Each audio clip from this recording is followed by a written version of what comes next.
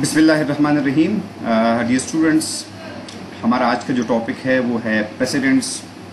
President میں بنیادی طور پر آج ہم پڑھیں گے کہ پریسیڈنٹ ہے کیا، اور یہ بطور ایک قانون کے سورس کی اس کی اہمیت کیا ہے، اور پھر ہم پریسیڈنٹس کی کمپیریزن کریں گے کہ پریسیڈنٹس جو کہ ایک اہم سورس آف لا ہے، یہ اس کی کمپیریزن ہم کریں گے لیجسلیشن سے. تو سب سے پہلے ہم جاننے کی کوشش کریں گے کہ پریسیڈنٹ ہے کیا. تو ہم نیکسٹ سلائڈس کی طرف چلے جاتے ہیں اور پریسیڈنٹس کی ڈیفینیشن کو پہلے پڑھنے کی کوشش کرتے ہیں. According to Solomon, precedents are judicial decisions followed in subsequent cases. Precedents leads to the scientific development of law. جس طرح کہ ہمیں سب کو پتہ ہے کہ سلمن جو ہے جورسپروڈنس میں ایک مانا ہوا نام ہے. He is a well-known jurist. اور اس کے مطابق precedents are judicial decisions followed in subsequent cases. کہ یہ جو پریسیڈنٹس ہے یہ بیسیکلی عدالتی وہی فیصلے ہیں جن کو آنے والے کیسز میں جن کو فالو کیا جاتا ہے، ان سے پھر استفادہ کیا جاتا ہے. اگر ہم مزید اس کو سمجھنے کی کوشش کریں تو precedents are basically the decisions of higher and superior courts which the lower courts are bound to follow in subsequent cases. اس کا مقصد یہ ہے کہ بیسیکلی جو پریسیڈنٹس ہے یہ سپریم کورٹ یا ہائی کورٹس کے وہی فیصلے ہیں جن کو لوور کورٹس یا ان کے جو نچلے طبقے کے جو عدالتیں ہیں وہ ان کو پھر فالو کرتے ہیں، اور پھر ان فیصلوں سے وہ رہنمائی یا استفادہ کرتے ہیں. تو اسی کو ہم پھر پریسیڈنٹ کہتے ہیں. اگلی سلائڈز میں ہم جائیں گے اور ہم کلاسیفیکیشن آف پریسیڈنٹس میں جائیں گے کہ پریسیڈنٹس کو ہم کن حصوں میں کلاسیفائڈ کرتے ہیں، اور اوریجنل اور ڈکلیریٹو پریسیڈنٹ جو ہے وہ کیا ہے. Original precedents are those which creates or establish original or new rules. A declarative precedent is one which is merely an implication of an already existing rule of law. سب سے پہلے ہم جاننے کی کوشش کرتے ہیں کہ اوریجنل پریسیڈنٹس کیا ہے. قانون کی نظر میں اوریجنل پریسیڈنٹس ان پریسیڈنٹس کو کہا جاتا ہے کہ اگر عدالت کے سامنے کوئی ایک ایسا ایشو رائز ہو جائے، ایک ایسا ایشو نیا آ جائے جس کی پہلے سے قانون میں یا لیجسلیشن میں کوئی ایکسپلینیشن موجود نہیں ہے، کوئی اس کے حوالے سے قانون سازی نہیں کی گئی ہے، اور ایک نیا ایشو آ جائے تو اس ایشو پر اگر ہائی کورٹ یا سپریم کورٹ کا کوئی فیصلہ آ جائے تو ظاہر بات ہے کہ ان کے تمام فیصلے تو ویسے بھی پریسیڈنٹس ہے، لیکن اس پریسیڈنٹس کو پھر ہم اوریجنل پریسیڈنٹس کہیں گے. مثال کے طور پر آج کل کئی اس طرح ایشوز ہے، جس طرح ہمارے پاس انٹرنیٹ کے حوالے سے کئی قوانین ایسے ہیں جن کو ابھی مرتب ہونا ہے، جن کے اوپر ابھی قانون سازی نہیں ہوئی ہے. سائبر کرائمز کے حوالے سے کئی اس طرح ایشوز ہے کہ جن پر قانون سازی نہیں ہوئی ہے. تو اگر اس قسم کا کوئی ایشو سپریم کورٹ یا ہائی کورٹ کے سامنے آ جائے اور ان پر ان کا فیصلہ آ جائے تو وہ ظاہری بات ہے کہ سپریم کورٹ اور ہائی کورٹ کا ہر فیصلہ پریسیڈنٹ تو ہے، لیکن اگر کوئی نیا ایشو آ جائے اور کسی نئے ایشو پر ان کا کوئی فیصلہ آ جائے تو یقیناً اس کی ویلیو بھی بالکل لیجسلیشن جیسی ہوگی، لیکن اس پریسیڈنٹ کو پھر ہم کہیں گے اوریجنل پریسیڈنٹ. اس کے مقابلے میں declaratory precedent is one which is merely an application of an already existing rule of law. جس طرح ہم نے پہلے کہا کہ ہائی کورٹ اور سپریم کورٹ کے تمام فیصلوں کی ویلیو جو ہے وہ پریسیڈنٹس کی ہوتی ہے، لیکن اگر کوئی اس قسم کی بات ان کے سامنے آ جائے جس پر پہلے سے قانون سازی موجود ہو، لیکن سپریم کورٹ یا ہائی کورٹ صرف اس قانون سازی کے بنیاد پر فیصلہ کریں، اس کا مطلب یہ ہے کہ پہلے سے ایک قانون موجود ہے لیکن سپریم کورٹ یا ہائی کورٹ نے ان کو صرف ڈکلیئر کر دیا ہے، تو اس پریسیڈنٹ کو پھر ہم کہیں گے ڈکلیریٹو پریسیڈنٹ. آگے چلتے ہیں. دوسرا جو اہم پریسیڈنٹ کی جو دوسری اہم قسم ہے اس کو ہم کہتے ہیں authoritative and persuasive precedents. Authoritative precedents, those precedents which the judges must follow whether they approve of it or not. It has two subkinds, absolute and conditional. In absolute form, the decision is binding and must be followed. ہمارے پاس precedents کی جو دوسری بڑی قسم ہے ان کو ہم کہتے ہیں authoritative and persuasive precedents. سب سے پہلے ہم ذکر کریں گے authoritative precedents کی. اتھارٹیٹیو پریسیڈنٹس ان پریسیڈنٹس کو کہا جاتا ہے جو کہ ججز کو ہر حالت میں ان کی ویلیو کو، ان ڈیسیجنس کو ماننا، وہ جو لوور کورٹس ہیں ان کے ججز کو ماننا بہت ضروری ہے.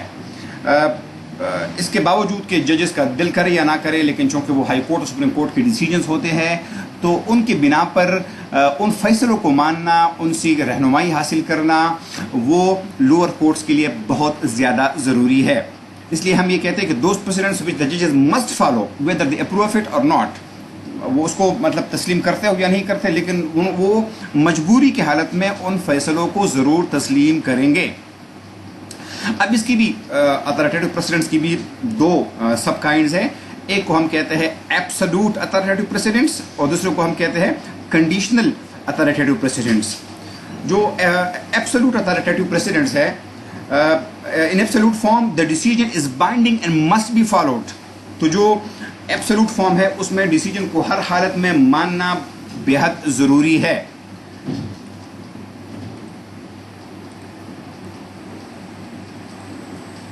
آگے چلتے ہیں کہ conditional authoritative precedents may be rejected under certain circumstances where there is an extreme degree of error that follow it would really be a denial of justice. اب جو کنڈیشنل اتھارٹیٹو پریسیڈنٹس ہے، بعض صورتوں میں یہ ہو سکتا ہے کہ ججز چونکہ ہماری طرح انسان ہوتے ہیں تو ان سے غلطیاں بھی ہو سکتی ہے. وہ ہائی کورٹ کے ججز ہو، وہ سپریم کورٹ کے ججز ہو، وہ اعلیٰ عدلیہ کے ججز ہو، ان سے بھی غلطیاں ہو سکتی ہے. تو اگر بظاہر یہ لگے کہ جج صاحبان سے یا کسی جج صاحب سے کسی فیصلے کے دوران ایک بہت بڑی غلطی ہوئی ہے اور وہ غلطی ایسی ہے کہ جو کہ بظاہر معلوم بھی ہوتی ہے کہ جس میں قانون کو فالو نہیں کیا گیا ہے، قانون کے جو بنیادی پرنسپلز ہیں ان کو فالو نہیں کیا گیا ہے، یا بظاہر کوئی ایسی غلطی ہے کہ جس کو فالو کرنا انصاف کے تقاضوں کی منافی لگتا ہے، تو پھر اس پریسیڈنٹ کی ویلیو جو ہے وہ کنڈیشنل ہوتی ہے کہ اگر وہ قانون کے مطابق ہے تو اس کو فالو کیا جائے گا، لیکن اگر قانون کے مطابق نہیں ہے تو پھر لوور کورٹس کے ججز کے لیے ان کو فالو کرنا ضروری نہیں ہے. اس کے مقابلے میں جو تیسرا ہمارے پاس جو پریسیڈنٹ کی ٹائپ ہے، that is called persuasive precedent. The judges are under no obligation to follow. The judges of American and Indian courts are persuasive for us. Persuasive precedents اصل میں وہی پریسیڈنٹس ہوتے ہیں جو کہ جس کی ویلیو پرسویسیو کی ہوتی ہے، جو کہ ججز کے لیے اس کی ویلیو اتھارٹیٹیو یا ایبسولوٹ نہیں ہوتی. عام طور پر پاکستان کے علاوہ دیگر جو کورٹس ہے، چاہے وہ امریکن کورٹس ہے، برطانیہ کی عدالتیں ہیں، ہندوستان کی عدالتیں ہیں، تو ان کے فیصلوں سے ہمارے ججز رہنمائی تو حاصل کر سکتے ہیں، لیکن ان کی نیچر بائنڈنگ نہیں ہے ہمارے ججز پہ کہ وہ خواہ ان کے فیصلوں کو ضرور مانیں گے یا ان کے فیصلوں کے مطابق اپنے فیصلے ضرور کریں گے. ہاں، ان کی نیچر پرسویسیو ہے، ہمارے ججز ان سے پرسویشن لے سکتے ہیں، ان سے رہنمائی لے سکتے ہیں، لیکن ان کے فیصلے ہمارے لیے بائنڈنگ بالکل نہیں ہے.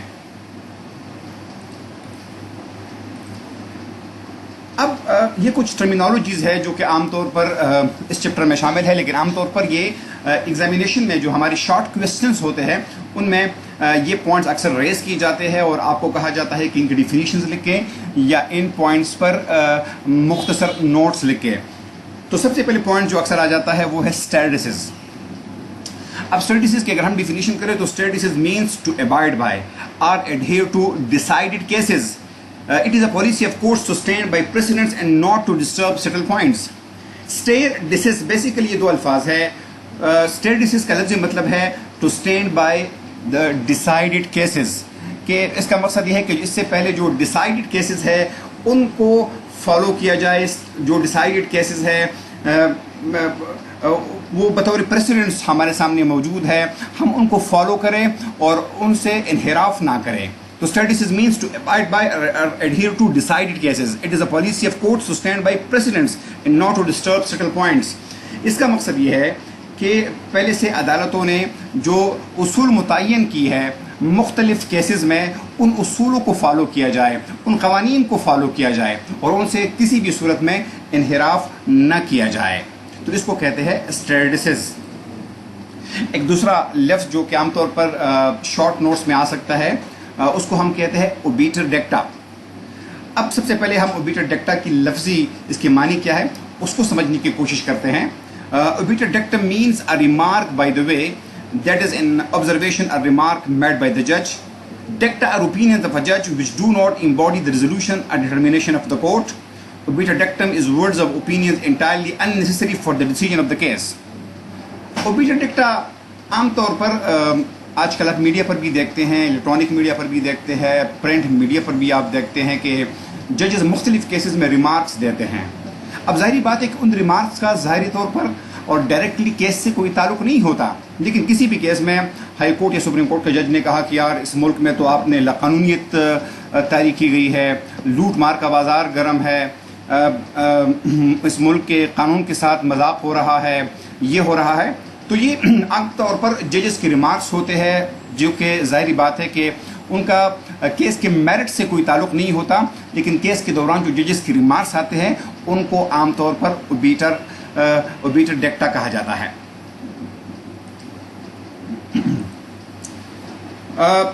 एक और पॉइंट जो कि बहुत ज़रूरी है और आम तौर पर इसको बड़ी अहमियत दी जाती है, वो है रेशो डिसिडेंडी। अब रेशो डिसिडेंडी क्या चीज़ है? इट मीन्स मोटिव कंप्यूटेशन और कैलकुलेशन।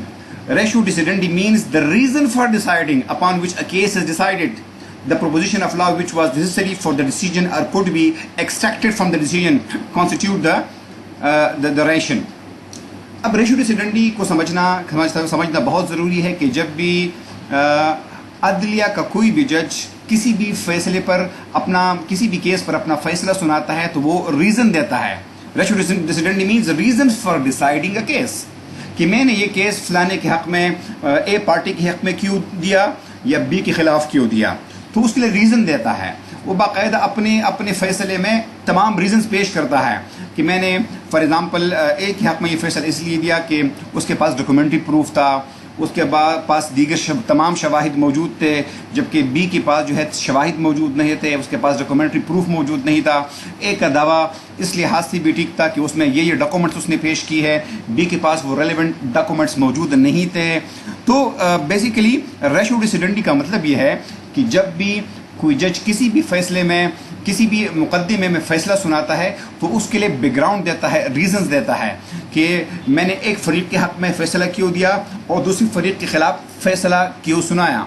इस तरीके से अगर कोई भी फरीक किसी भी सिविल या क्रिमिनल मुकदमे में या किसी भी दीवानी मुकदमे में या फौजदारी मुकदमे में अपने केस को साबित करने में नाकाम रहे तो उसके लिए भी जज जो है वो बाउंड है कि अपने फैसले में रीजंस पेश करे कि मैंने ये फैसला इनके खिलाफ क्यों दिया है, कि ये अपना केस साबित करने में नाकाम हो गए हैं, रेलेवेंट डॉक्यूमेंट्स इन्होंने पेश नहीं की है, रेलेवेंट गवाहान ये पेश करने में नाकाम हुए हैं। तो रेशो डिसिडेंडी का बुनियादी मकसद ये है कि किसी भी केस में जज जो है वो भी कानून को फॉलो करता है और वो तमाम रीज़न पेश करने का पाबंद होता है कि जिसकी बुनियाद पर वो किसी भी केस का फैसला सुनाता है। Dear students, thank you very much. ये एक शॉर्ट डिस्क्रिप्शन थी इस टॉपिक की, और ये टॉपिक यकीन बहुत अहम है और आमतौर पर एग्जामिनेशन में जो प्रेसिडेंट है इसको काफ़ी अहमियत दी जाती है।